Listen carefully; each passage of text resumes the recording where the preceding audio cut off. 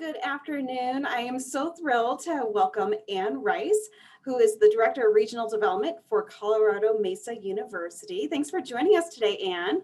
Thank you for having me. Great. Well, I'm Sarah Reynolds with the Colorado Oil and Gas Association, and I'm joined by our CEO, Dan Haley. And we're just really grateful for the partnership this year, and we look forward to sharing a little bit more about the great work that you all are doing out on the West Slope. So the first thing I wanted to just ask you is, we know what a critical role Colorado Mesa University plays on the West Slope region. And we just wanted you to tell us a little bit more about your partnerships and specifically how you deliver some of those programs within the community. Okay, well, I guess by way of background, I'd start by saying that yes, we do play a very important role in the West Slope region of Colorado. We, together with our community college division, which is Western Colorado Community College, we play a central role in the region's workforce development. In doing that, we face two significant challenges.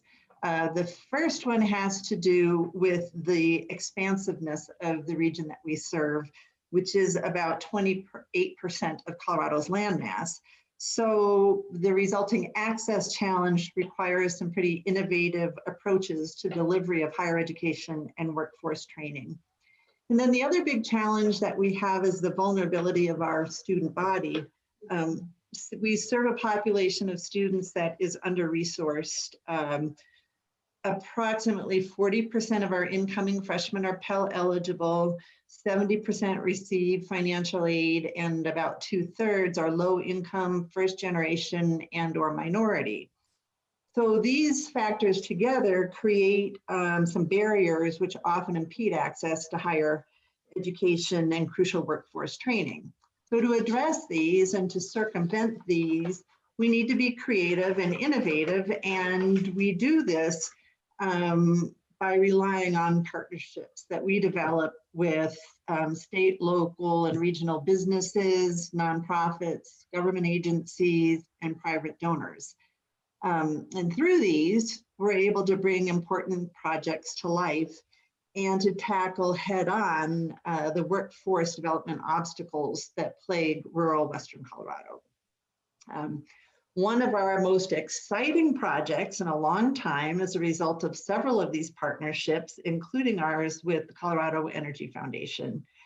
So with the generous support of the Sturm family and AMB Bank, we acquired a mobile learning lab in the fall of 2019, which is outfitted to deliver a mechatronics curriculum. And then as a result of the invaluable support of the Colorado Energy Foundation and several others, we've been able to fund the continued operating costs and to make the mechatronics curriculum affordable to high schools throughout the region. And this is really cool because this allows high schools to offer the curriculum to students who are concurrently enrolled and working towards a certificate or an associate degree while they're still in high school.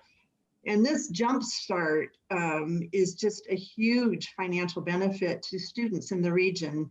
And it goes a long way to make higher education more affordable and accessible to them. And this is something that's not strictly within our mission as a university. And so without the partnership of Colorado Energy Foundation and others, it's something that we wouldn't be able to do. So with the help of your foundation and others, we're just so grateful that we can be meeting this important need out there in the region and helping young adults, young learners get this jump start and make the prospect of higher education more affordable for them. So, Ann, you had mentioned one of the key features of this community outreach being your mobile learning lab. Give us a little virtual tour of that and share a little more about the program. All righty, well, let me start by telling you what mechatronics is, because if you're like me, I mean, I didn't know before, but it's a discipline that integrates programmable electronic controls, sensors, robotics, and mechanical systems into advanced manufacturing processes. So with the mobile learning lab, we take mechatronics instruction on site to manufacturers who want to upgrade the skills of their employees, and like I said, to high schools, so that concurrently enrolled students can work on a certificate or associate's degree. And the objective is to increase the number of workers in the region who are skilled in automated machining, and therefore meet the express need of regional businesses for this training. So the lab is housed in this large trailer that transports everything necessary for mechatronics instruction. So supplies, technical equipment, demonstration and lecture space, and the instructor to any location on a schedule that depends on the training objectives and needs of participating businesses and high schools.